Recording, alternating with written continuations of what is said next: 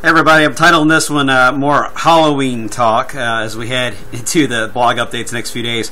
If you're like other nerds out there like myself, I'm trying to hurry up and get this taped before the Star Wars preview comes on Monday Night Football. So try to make this quick here. First off, and I apologize, I've got stuff all over my head, and you know how it is. That's the Ohio Valley funk. Keeps going in and out with me, so apologize for the voice. But anyway, we are under the influence of high pressure. All the activity is still kind of going around that, so it's still in control of our weather, so looking good.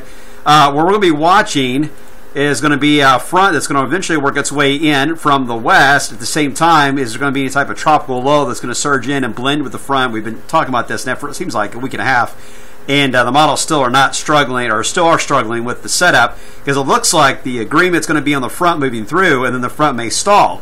Is it going to be over us, or is it going to be over Atlanta? Wherever it stalls, there could be repeated rounds of areas of low pressure developing in the tropics area and then traveling along that front. And that's important because there will be some cold air.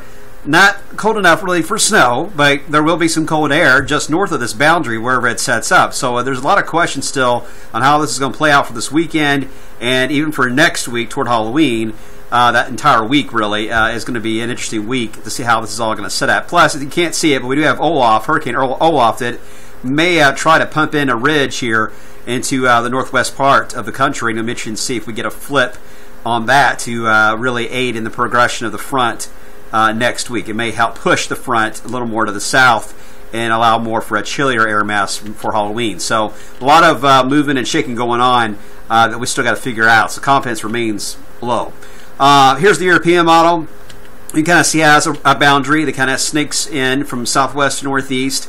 Highest rain chance likely to be Saturday night into Sunday. Indiana will get it first, then Kentucky. And then it's a question of where's the front going to stall. And Europe wants to push it into at least southeast Kentucky by Tuesday. Another wave rides along it. And then by the time we into Thursday, it gets pushed to the south. So it could be a several-day period of rainfall depending on where it stalls out for some areas. So it could either be a one-shot deal of rain and it's done, or it could be several days, or I would say a few days, not several, but a few days of decent rainfall, maybe some rumbles of thunder. So it is worth watching. All right, here is, again, when you look at this, these are the operational models. You take those with a grain of salt. They change all the time. These are the ensembles, which take in a lot of different factors into play and give you a smoother look to what could happen down the road. This is the GFS. Here's the Euro. This would be the Canadian, but the Canadian, again, once you go past a certain time period, does not have any operational data I can show you. But this is for the weekend. You can see how it's kind of murky with the boundary. The GFS says the Euro, again, as you saw there, a little more aggressive with it more to the south. And when you look at the ensembles, they're pretty much in agreement. I will say the Canadian a little more aggressive and lines up probably a little more with actually the operational Euro on pushing the front a little more to the south early next week. So we'll see how that plays out. Now, once we head into the week of the 28th, that's where things get interesting, because look at the Euro ensemble, much more deeper of a trough. And again, I think that's because we get the effects of a pumped ridge to the north. We get more opposite reaction into the Ohio Valley. The GFS is not as aggressive. Canadian, iffy. But even the operational Euro is hinting at that, along with a tropical setup here too. That's why you see, if you look carefully, you see these cooler 850 temps. That is likely a tropical low that tries to get entrenched here. So I'm watching the 28th and 29th of October probably more than any of the days next week that to see how this is all going to interact and play out. I don't think the models have even a clue yet on how this is going to end up being a reality on the interaction here. So stay tuned for a lot of adjustments on that part of the forecast.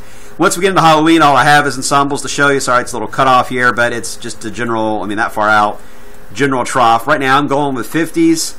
I think if we play out things the way we are showing now around the 28th, we should be having that trough moving out by Halloween. We should be in a ridging pattern, at least beginning a ridging pattern. So I went with 50s right now for trick-or-treat time, but as always, that could change. The CFS model, which I bashed yesterday, and I always bash when it has issues, it is hinting that the last few days of the month, last week of the month, would be colder than normal. It actually would agree with the Euro in this case. Then we warm up in November.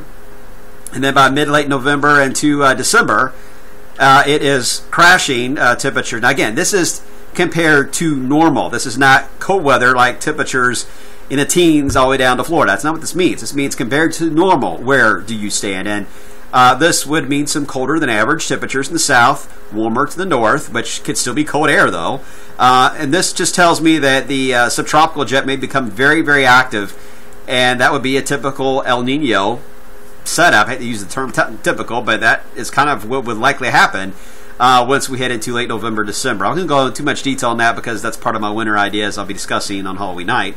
But I will say that I did just check the Euro long range, and these images are courtesy of WeatherRail, by the way. I can't show those images from the Euro long range. It just came out tonight. Another update will come out Thursday. But the Euro long range that came out tonight is very much agreeing with the CFS here that there's going to be a pretty big flip to colder than normal weather actually developing in November and especially into December, which would be a little bit of a change compared to the past couple of years. So, as we've been saying, and that's a link of the hint I'm going to try to give right now, this winter will not be like the last two. There will be some stark differences compared to the last couple of winters. And that's all I can say for now. We got to figure out this rain chance first this weekend, and we got to figure out what in the world is going to happen when we head into next week with all the interactions. So a lot to track, guys. Enjoy the quiet weather the next several days, because that's really all we've got to talk about until then. Have a good one.